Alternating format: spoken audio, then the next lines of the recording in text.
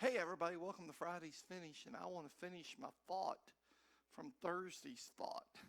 Okay, I want to finish. We were talking about the presence of God, and I was talking about David yesterday, how he cried unto the Lord. He said, "Lord, don't take your presence from me."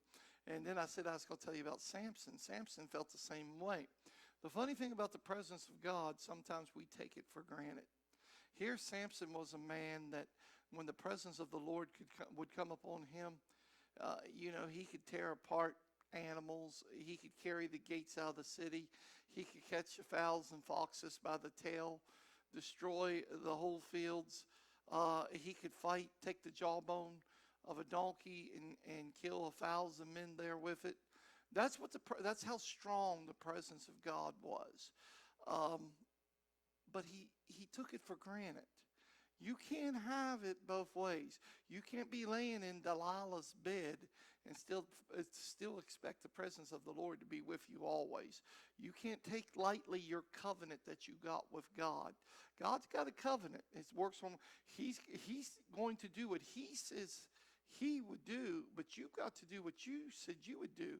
Someone said, "What did I say I do?" That you would serve Him, that you would obey Him, and that you would follow Him. If you break that covenant, He will turn and walk away. A lot of people don't say that, but you ask Samson if he didn't turn and walk away.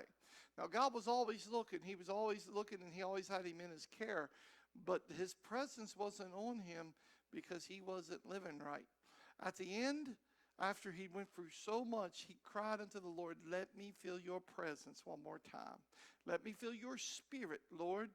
Let me feel your spirit one more time. Avenge me one more time with your presence."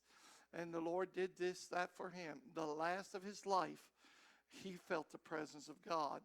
And I just want to piggyback on that last thought before we go. You got to have the presence of God to get into heaven. Now remember, friends, this is the first day of the rest of your life. Go live it for the Lord.